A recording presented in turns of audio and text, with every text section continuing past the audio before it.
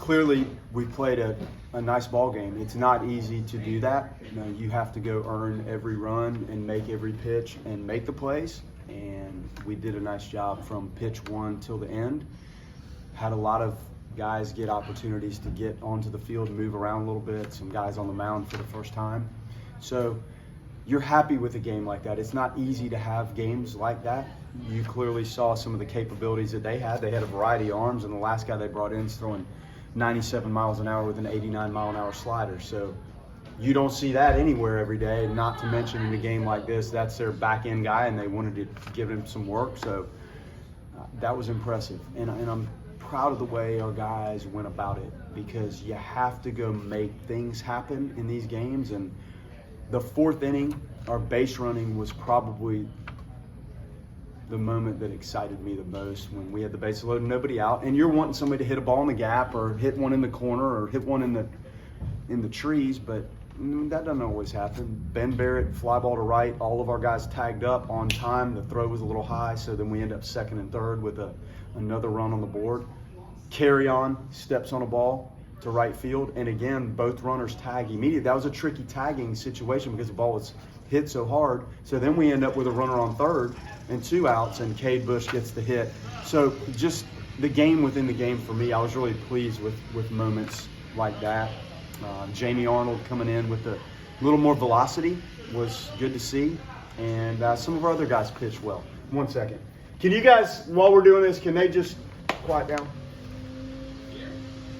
Okay, go ahead.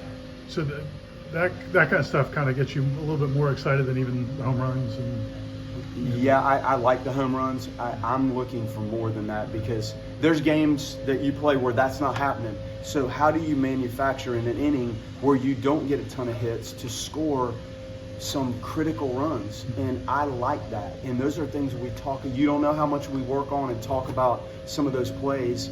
Those are routine catches for the right fielder. So you have to take advantage of the fact that there is a play at the plate. They're going to throw those balls to the plate. And if they decide to cut it, then you take the run because they're cutting the ball. And if they don't cut it, then you should hopefully score and end up moving up in every facet to create other opportunities. If that puts it to 4 and you end the game with 4 runs, you might win the ball game 4-2, 4-3, and that might be a difference in a huge game along the way. How encouraging is, I'm sure this is the time of year you're hoping you start seeing more of those things happen, kind of going into ACC play this week, and how encouraging is it seeing more of that, maybe an entire game like that? Well, I saw 2 things. I saw the bunting, like Nander. We've been working on that, and I don't know how much. He's only been with us since January 10th. I've never seen the guy before that. So we're trying, and he needs to be able to do it, and he put down a nice one today and hit a home run. And you don't see many games where the same guy has a base hit bunt and a home run. So that was nice. He almost had a second base hit bunt. We tried some other bunting stuff that didn't work. So I do see glimpses of today's example, the base running, really nice.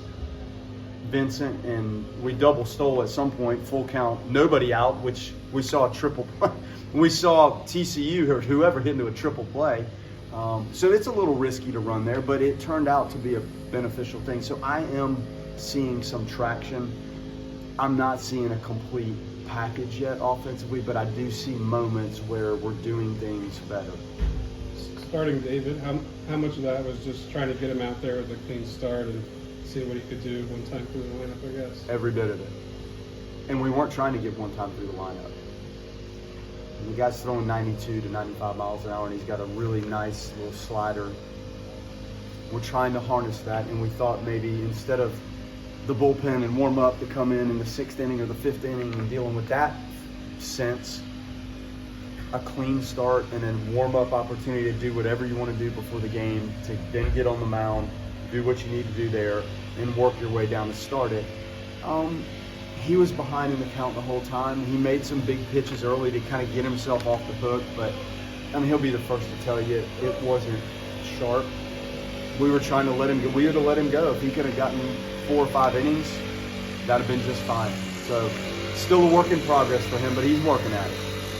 After a challenging weekend, were you anxious to see how the guys kind of came back in this week? Yes. I'm anxious to see how they show up every day.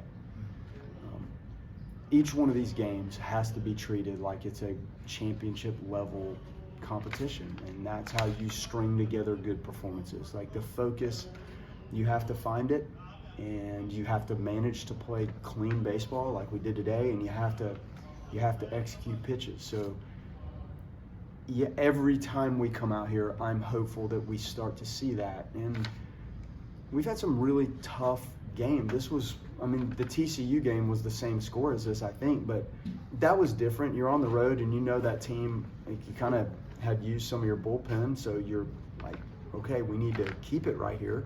Other than that, the JU game might have separated a little bit, but we've had a bunch of dogfights. So repeating elite type of performances is the key if you want to become an elite team. It can't be sporadic. It can't be for parts of games. It's got to be on point every time they walk down those steps and head out there to compete. So it was good to see that today. You've talked a lot about your team's pitching depth. I just wasn't seeing that group of 6 guys, maybe not using Wyatt, not using Connor, and seeing them, I mean, being 1 out away from a shutout tonight. No, it was really good. And we're still feeling out. I mean, obviously some of these guys for the first time ever stepping on that mound in college, like, you're trying to figure out what Drake Flowers is going to bring to the table. And we haven't seen Brandon in a game this year, I don't believe. You see a lot in practice, so we evaluate and we have our way of gauging who is performing the best in our training settings to give the guys that appear to be doing so the chances to go out in the game. And it was neat to see those guys go work. They work so hard, and we have 16 or I don't know how many healthy pitchers available, and every one of them wants to be out there. And then they want to fight for the roles, different roles that they think they could compete in and help our team. So there's always a competitive piece, and today you got 2 guys that started their season and got good innings. Drake learned immediately when that ball's up, that's what can happen. Like, he had a chance to clean the game up and end with a nice shutout, and he left too many pitches up and found himself in trouble. So some of the learning moments are negative feeling for them, but it's a positive moment overall because we can't duplicate the feeling of giving up that run in practice. It's just out there for everybody to see, and the pitch execution is even heightened more. The way you guys have used Jamie, I think he started a night game, started multiple afternoon games, then came out of the bullpen today. How much is that just building experience and trying to get him to know how to pitch on multiple different roles? I mean, that's a lot of it, Brett. He also wants to throw. He doesn't care when or how or where. The guy wants to pitch. And I think I saw that in essence on the last 3 pitches he threw. Like, that was 93, 4, and 5. And he probably knew that was it. We weren't going to leave him out there too long. But he wants the ball in his hand and wants to pitch, whether that's starting the game or today in a relief role. We'll figure out what the smartest thing is. That was really fun to watch in that role, and it gives you another, if he is not starting, it gives you another clearly dynamic, that was pretty dynamic, lefty to come out of the pen. That velo bump, did it surprise you a little bit? Yeah, I think it did. It did surprise me in a positive way. And now he learned what it feels like to reach in there and try to dial it up. Sometimes you're on the 17th tee and you reach back for a little bit more to try to make the par 5 reachable in 2. It doesn't always go how you want it. Well, when he reached back for a little more today, it was on point. So that was good for him to feel that, and he'll grow from there. But he knows it's in there and he knows how to go get it. That was fun. Awesome.